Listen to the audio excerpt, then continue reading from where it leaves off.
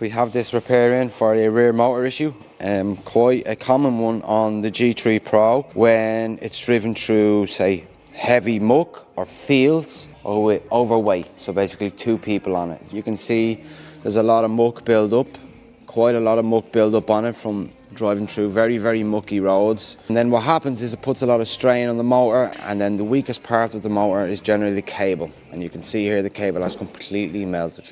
As you can see though, the customer has definitely driven it through some heavy mucky fields with all the debris and the tyres alone, the stones everywhere. There's a lot of muck build up everywhere on it.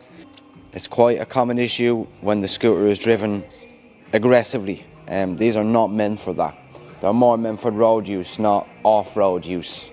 You can clearly see the amount of muck on the inside of the fender. And then another example would be how very badly caked up the brake pads are with muck. So it's clearly been driven through some sort of field, I would say. The brake pads are completely gone, which is also very unsafe. Another issue you'll run into from basically driving these sort of scooters aggressively or off-road is you will get a lot of play in the stem bearings. As you can see here, the whole front section of the scooter is moving, and this is again maybe pulling wheelies or going off-road. A very common issue on the G3 Pro is the stem bearings, and again you can clearly see the amount of muck build up and pretty much how non-existent their treads are on the front wheel. So this will also need a new front tyre. Like, there's a lot of muck build up on it everywhere, even in places that you wouldn't normally see muck. There's just muck build up everywhere. A nice chunky layer of muck everywhere. You can't even see the treads on the shock anymore. We will open the deck here for the first time, which, as you clearly can see, the sticker is red. There's a lot of muck and water residue build up around the edge, which means it has been driven in quite aggressive weather.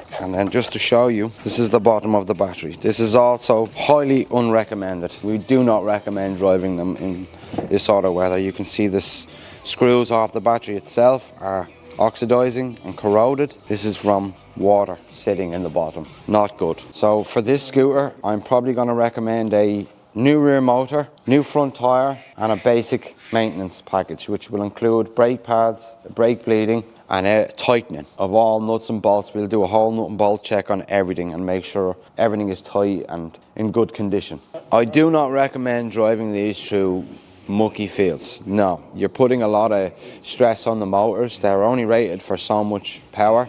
So when you drive it through heavy mucky fields, it puts a lot of strain on the motor, which tends to get the motor to overheat.